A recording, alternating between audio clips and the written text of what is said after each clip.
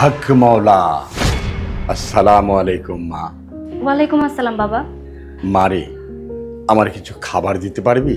জি বাবা, আমি এক্ষুনি আপনার জন্য খাবার আনছি, আপনি একটু দাঁড়ান। অথই, আমার না প্রচন্ড ক্ষুধা লাগছে, আমাকে একটু নাস্তা বানা দিবা? তোমাকে খাবারটা তো আমি পরেও দিতে পারবো নাকি, আগে বাবাকে খাবারটা দিয়ে নি। অথই, অ্যাটলিস্ট এক গ্লাস দুধ দাও আমাকে। তুমি তো জানো আমি ক্ষুধা সহ্য করতে পারি না। আরে বাবা রে বাবা, তোমার সাথে কি হাত পা নেই? নিজের কাজটা তো নিজে করতে পারো নাকি? সব সময় শুধু আমাকে কাজ দিয়ে রাখবে, আমি পারবো না সব।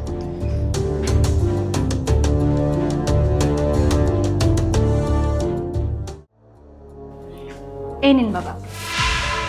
হক মৌলা, সব সময় সুখী থাকিস মা। বাবা, আমার তো সেই সুখে থাকার কোনো উপায় নেই, আপনি কি বলতে পারবেন যে কিভাবে সুখ আনা যায়? হক মৌলা, আল্লাহ চাহে তো সুখ হতে পারে রে মা। তুই যদি তোর ঘরে সুখ আনতে চাস, তাহলে প্রথমেই তোর ব্যবহার পাল্টাতে হবে। কারণ যে ঘরে পুরুষের চেয়ে মহিলার আওয়াজ বেশি হয়, ওই ঘরে কখনোই সুখ আসতে পারে না রে মা। ওই ঘরে উপরওয়ালার রহমত কখনো আসতে পারে না রে মা। তোর সুখ তোর হাতে। এখন তুই বল মা, আমি একজন ফকির, অপরিচিত মানুষ, আমার সাথে তুই কি সুন্দর করে কথা বলছিস, অথচ তোর ঘরে তোর স্বামী, যার সাথে তোর বিয়ে হয়েছে, যার সাথে তোর সারাটা জীবন কাটাতে হবে, তার সাথে তুই চিৎকার করে কথা বলিস, তার সাথে তুই ভালো ব্যবহার করিস না। তুই তাকে এমন বোঝাস যে তোর কথাই মনে হয় সংসার চলে। এখন তুই বল মা, তুই যদি তোর স্বামীর সাথে এমন ব্যবহার করিস, তাহলে তোর স্বামী কি খুশি থাকবে? এখন তোর স্বামী যদি সুখী না হতে পারে, তাহলে কি তুই সুখী হতে পারবি রে মা? আর তোরা দুজনে মিলে যদি সুখী না হস, তাহলে এই সংসারে সুখ আসবে কিভাবে? তাই তোর স্বামীর সাথে একটু চিন্তা ভাবনা করে কথা বল। কিন্তু বাবা, ও তো আমার ঘরের স্বামী, তাই না? ওর সাথে কথা বলতে গেলে আমার চিন্তা ভাবনা করে তারপরে বলতে হবে। মারে, নিজের জীবন সাথীর সাথে সবচেয়ে চিন্তা ভাবনা করে কথা বলতে হয়।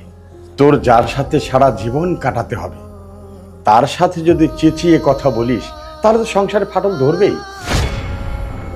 তুই যদি একটা অপরিচিত লোকের সাথে ভালো ব্যবহার করতে পারিস, তার জন্য খাবার আনতে পারিস, তাহলে কি স্বামীর সাথে সুন্দরভাবে কথা বলতে পারিস না রে মা? মারে, ওর কোনো কথা না শুনিয়ে শান্তি মতো দুটো খাবার দিতে পারিস না?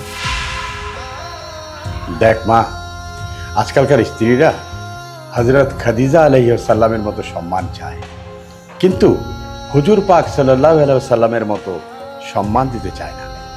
মা খাদিজা দুনিয়াতে থাকতেই বেহেশতের সুসংবাদ পেয়েছে। তাহলে তুই তো একজন সাধারণ মহিলা, তোর স্বামীর সাথে হেসে দুটো কথা বললে কি আসে যায়? আমি বলছি না তুই তোর স্বামীর পা ছুঁয়ে থাক, ওটা তো একটা আলাদা জমানা ছিল, কিন্তু নিজের স্বামীকে ভালোবেসে দুটো কথা তো বলতে পারিস।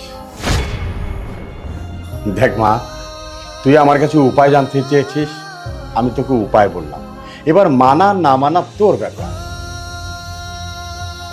এই যে খাবার আমাকে দিলি, আল্লাহ কিন্তু খুশি হবে না যদি তোর স্বামীকে খুশি করতে না পারিস, কারণ স্বামী তোর বেহেশত।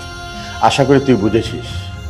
দেখ মা, বোঝানোর আমার কাজ ছিল, আমি বোঝালাম। পথ দেখানো আমার কাজ ছিল, পথ দেখালাম। আর সেই পথে চলা তোর কাজ না। হক মাওলা।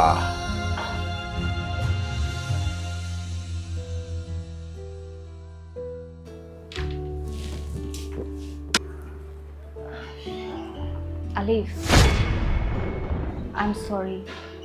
সরি কেন? তুমি কি নামাজ পড়ো নয় নাকি?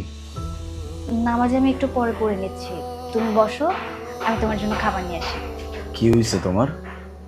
আলিফ, আমি বুঝতে পেরেছি আমি তোমার সাথে যা করেছি অনেক অন্যায় করেছি, ভুল করেছি। আমি আর কখনো তোমার সাথে এমন করব না। সরি।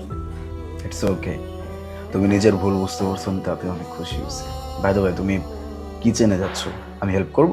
আরে না না, আমাকে কোনো হেল্প করতে হবে না, তুমি বসো, আমি তোমার জন্য খাবার নিয়ে আসছি। ঠিক আছে।